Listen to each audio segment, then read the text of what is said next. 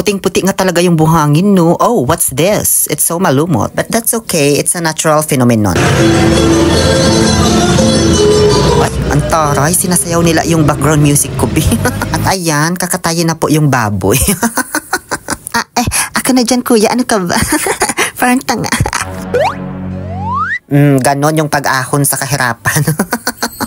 Hi everyone! Hello mga ka-impactitas, mga kadipungal. Kasama ko pa rin si Tokmol hanggang ngayon. Pangalawang araw namin ngayon sa Boracay, maaga kami nagising, 6 AM para pumunta dito sa beach. At pagmasdan ang sunrise, kaso hindi pala dito yun, B. Nasa bandang west pala ito, so sunset yung makikita mo. Yung sunrise pala doon sa kabila sa may Bulabog Beach. Pero kahit gano'n, nakaka-amaze pa rin yung view guys, tapos nakaka-relax. Ayan, papapicture na naman daw siya. Bumili natin pala ng polo si Billy, gagamitin niya daw pang adventure namin mamaya. Yung may mga design na pang apuwang udyata yan ba? 500 bili niya pero sa iba kaya pala ng 400. Di na siya tumawad kasi alas 6 ng umaga yan. Bibi ng mano ba? Nakakahiya naman tumawad, di ba? 7 AM yung breakfast dito sa hotel kaya bumalik kami para mag-almusal. Buffet style siya kaya kumain na kami ng marami para kahit di na kami bumili ng pagkain pagdating sa labas, busog pa rin kami, di ba? 8:30 AM yung start ng adventure namin. Hindi yan fix ha, sila po yung mag-a-adjust kasi tatanungin nila kung anong oras yung start nung breakfast niya sa hotel. Sabi namin 7 AM yung breakfast, so sabi nung contact namin, sunduin ko kayo dyan na lang ng 8:30, ganun. Wala po kaming ka-idea na gagawin sa second day namin, wala din kaming itinerary kasi nga DIY lang ito. So kagabi, habang nakasakay kami sa e-trike papuntang hotel, nag-uusap kami ni Billy kung anong gagawin naming activity ngayon. Sakto narinig kami nung driver ng e-trike. Kaya ayun, nag-offer siya ng kakilala niya. Tapos binigay yung number sa amin. After namin mag-breakfast at mag-bihis, sumakay na kami ng e-trike papuntang Station 3. 150 pesos ang pamasahe. Malapit lang pala, B, pwedeng lakarin. Sayang yung 150. Kasama na pala namin dito si sir na contact namin. Nakalimutan ko man yung pangalan niya.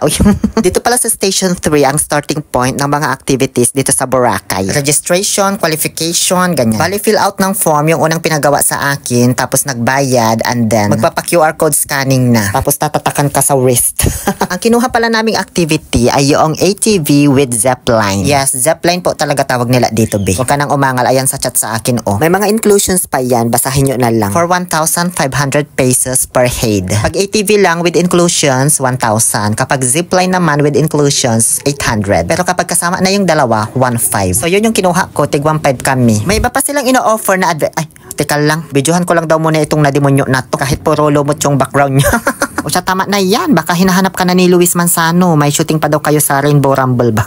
Pasakay na kami ngayon sa speedboat papunta doon sa activity na binook namin na ATV and zipline. Marami naman silang ino-offer dito na activity like island hopping pero di namin kinuha kasi wala masyadong thrill. Meron ding paragliding, land tour at kung ano-ano pa. Basta wag kayong mag-alala kung wala pa kayong idea sa mga activity na gagawin nyo dito kasi marami namang mag-o-offer sa inyo. Yung mga sinasakyan nyo na e-trike, tanungin nyo lang yan, bibigyan na kayo. Maski sa mga hotels, magtanong lang kayo sa mga staff doon. Tutulungan na rin nila kayo. Kahit nga naglalakad-lakad ka lang sa may tabing dagat, marami nang mag-aalok sa inyo dyan. Ayan, videohan ko na naman daw siya, nagigil ako. Ako yung vlogger pero mas marami pa siyang kuhang video sa akin, sa totoo lang. Oo, di ko lang sinama yung ibang mga video niya dito sa vlog ko kasi pang reels daw niya. Nakakaloka pala tong sinakyan namin. Literal na speedboat siya, B. Sobrang bilis. Parang speed of light boat pa nga yata ito. Wala ba kayong ibang option dyan? Like momentum boat, velocity boat, ganyan. Nakakatakot, Diyos ko. Parang tataob. Lalo na pagpaliko na, B. Kaya pala pinagsuot kami ng bulletproof vest ni Leila de Lima.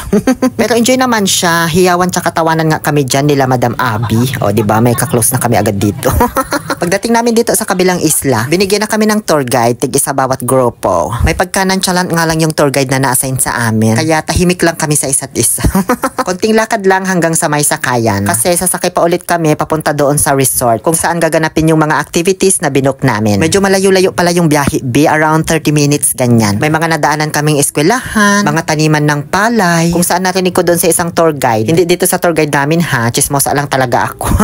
Sabi niya ito daw ang one of the biggest suppliers of rice in the Philippines. Tapos may nadaanan din kaming mga kagubatan, ganyan. Parang parong turn na ba kami, ganun. Hanggang sa makarating na kami dito sa Shingli Resort. Unang activity na gagawin, ATV riding in tandem, charo. May contract signing pa kayong gagawin dyan bago magsimula. Mga waiver, ganyan. Tapos kakabitan ka na ng mga protective gears. Sabi ko kay sir, ako na bahala ka dyan, napagod ka pa tuloy. Ayoko pa naman na napapagod ka. Ay, antaray, nagkasya yung helmet sa ulo mo, Billy. Parang mas makapal pa yung buhok mo dyan, no? Kung first time nyo mag-drive ng ATV, huwag kayo mag-alala at i-orient naman kayo. Ako naman kabisado ko na to kasi ilang beses ko na itong na-drive sa Saudi. Hindi pala kayo masyadong makakapag-video at makakapag-picture kapag nagsimula na kayong umandar. Unless may gadget ka na ikikwentas mo na lang like camera 360, ganun. Kasi one way lang po yung daanan nila. Tapos dalawang ikot lang kayo hanggang makabalik. Hindi kayo pwedeng huminto para picturean yung isa't isa kasi magkakabanggaan kayo. Tuloy-tuloy kasi yung movement. Plano nga namin ni Billy, pag akyat doon sa itaas, doon na kami magbibidyohan tsaka magpipicturean sa isa't isa. Yung pala, hindi mo magagawa yung B kasi one way lang siya. Hindi gaya sa Saudi na open field. Tapos gawin nyo na gusto nyong gawin sa gitna ng desierto. Hindi rin pwedeng umakyat yung tour guide nyo para videohan kayo at picturean. Ito palang video ko na to, buwis buhay ko na tong nakuhanan B, 10 seconds lang. Sakto pababa yung daan kaya di ko na pinindot yung accelerator. Pinanghawak ko na lang sa cellphone tapos yung kaliwang kamay sa manibela. Ganun. Dito na lang ako na videohan ni Billy nung pababa na kasi mas nauna siyang natapos. Meron namang mga taga-picture doon sa itaas. Pero yun lang yung mga allowed na staff. Tapos titignan nyo na lang yung picture nyo dito pagkatapos. Kung may nagustuhan kayo, ipaprint nyo for 250 pesos. Kung gusto nyo naman kunin yung soft copy, 1,500 pesos per group. Dalawa lang kami ni Billy, kaya tig 750 kami. Di na lang namin kinuha. Dito naman na tayo sa sunod na activity. Ang zipline, sponsored by ZESO. Pwedeng isahan, pwedeng dalawahan, at pwede ring tatluhan kayo dito na sabay-sabay bubulusok pa ibaba. Syempre, yung tig solo yung pinili namin ni Billy kasi di naman kami ganun ka-close para magsabay dyan. Nung nakita kong binitawan na yung 80 kilos na baboy, parang kinabahan na ako, B, kasi ako na yung susunod. Okay na ba kuya? Parang ang tagal mo pong bumitaw. Pwede ba kung bibitaw ka, bitawan mo na? Huwag mo nang patagalin pa. Kasi habang tumatagal ako magstay dito, mas tumatagal din yung sakit. Kaya please lang, bitawan mo na ako. Sige na, at nang makalaya na. Ayan, kung di pa ako humugot eh. Sa umpisa, sobrang sarap sa pakiramdam. Pero kapag nasa gitna ka na, doon ka na medyo kakabahan, makakaramdam ka na ng thrill na parang gusto mong sabihin na ayoko na. Pero pagdating mo sa dulo, hahanap-hanapin mo yung ganung pakiramdam na parang gusto mo ng isa pa. Buti na lang, may isa pa nga talaga. Pabalik naman yun. Ay, andito ka na pala. Hindi pala ito totally pabalik doon sa starting point. Papunta na ito sa river para sa panibagong activity naman. Dalaan nyo na, buhatin nyo na yung baboy. Ayan, hirapan pa si kuya sa'yo magbuhat. Uy. Paki-double check kuya ha, baka di kayanin ng bigat niya. Ayun, binitawan na siya. So ako naman na ulit ang susunod. Ito pala yung kinakabit nila para di ka malaglag. Pwedeng dalawa lang dyan ikabit mo sa akin kuya kasi magaan lang naman ako. 40 kg lang kaya ako. Ikinabit lang saglit yung bag ko para di ko nabalikan pa. Tapos binitawan din ako agad-agad ni kuya. Ganito yung gusto ko, yung di ka na niya pipiliting magstay pa kahit nasasaktan ka na, di ba? Hindi na pala ako kinabahan dito sa pangalawa, guys. Just a normal feeling lang, gano'n. Di naman masyadong mahaba yung zipline nila. Wala pang 30 seconds, nasa dulo ka na. Gusto ko sana yung inaabot ng 1 hour, gano'n. Andito na kami ngayon sa next activity. Bali, ito po yung napakalinaw na ilog na mayroong slide. Ayan, buti hindi nag-tsunami. Pwede rin kayong maligo dito, wanto sawa hanggat gusto nyo. Ito yung mga inclusions kapag ang binukyo ay ATV or zipline. May papicturan din na may pang surfing, ganyan. Ay, ang taray, may pagganun pa. Pwede rin kayong magkayak dito pero hindi siya crystal. Siyempre, sinubukan namin ni Billy, tig-isa kami ng bangka. Kaso wala man ako maayos na kuha niya, B, nang gigil ako. Pwede rin mag-dive dito, ayan o. Ang dami namin kasabayang foreigner, bali sila po yung mga mahihilig sa ganyang activity ba. Sinubukan din ni Billy mag-dive, makikipagsabayan daw siya sa kanila. Kaso yung ginawa niya, tumalo lang naman, B. Apakabobo, jumping yung ginawa mo, uy, hindi diving. Umahon ka na nga dyan, doon na tayo sa Kawabat. Ayan, nakalimutan ko magpa-picture dito, siya lang ang meron. Andito na kami ngayon sa may Kawabat. Dito lang din to sa may ilog, katabi lang niya. Medyo magulang na pala yung nabili nilang baboy na kakatayin para sa kasal. Kaya ayan, pakukulaan daw muna bago tanggalan ng balahibo. 5 minutes lang each person dyan, hindi pwedeng magtagal. Baka daw kasi literal ka nang mapakuluan talaga. Nung ako na yung sumunod, namatay na yung apoy, kaya ayan, isinungrol ko na lang, tsaka ko hinipan at pinaypayan. Naghahanap nga ako dyan ng anyog, wala man ako makita. Kaya ayun, sumakay na lang ako. Gusto ko yung maraming bulaklak, kaya nagpakuha pa ako kay Billy. Mayat maya, napansin nung nagbabantay na walang apoy yung sa akin, kaya nga sinindihan. Kasi yung kuha naman itong nagbibideo sa akin, palan, skip, baliktarin mo ng gigil ako, ayan, ganyan.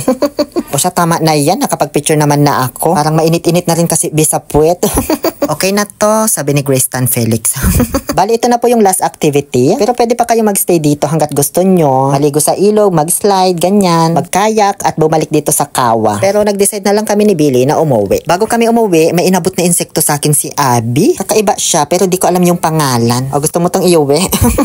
Iniwan ko na lang siya dito sa may halaman. Thank you so much, Abby, sa banding at sa pagpicture po sa amin. Napakakwela niyang kasama, nakakatuwa. Lunchtime na kami natapos dito, 12 PM. Nag-decide na kami umuwi kasi balak namin doon na lang mag-lunch sa may Station 2. May mga tindang pagkain at inumin naman dito kaso medyo costly. Pwede naman kayo mag-stay pa or umuwi na anytime. May shuttle naman na naghahatid sundo dito, mag-aantay lang kayo. Pwede kayong mag-whole day, ganyan. Pero kami ni Billy, umuwi na kami kasi gusto naming maabutan yung sunset doon sa may Boracay Island. Ganun po ulit yung proseso pag-uwi. Speedboat na naman. Napagka bilis-bilis. May oras pa kami para sa panibagong activity kasi maaga pa naman. At ayun yung gusto kong i-try, B, yung paragliding. Nakabalik kami dito sa may Station 3 around 1 PM. Pero pwede nila kayong ihatid sa kanya-kanya ninyong station kung saan man kayo malapit. Pero nag-decide na lang kaming bumaba dito sa may Station 3 para makapaglakad-lakad pa kami hanggang sa Station 2 habang naghahanap ng makakainan for lunch. Kalahating araw pa lang ang lumilipas sa aming day 2 adventure dito sa Boracay. Mahaba-haba pa yung oras. Makakapag-book pa kaya kami ng panibagong activity or magsa-sunset viewing na lang hanggang sa gumabi? Yan at iba pang mga kaganapan ang kailangan ninyong pakatutukan sa part 3. Muli, ito po ang inyong Happy Pill Oliver Castro na nagsasabing,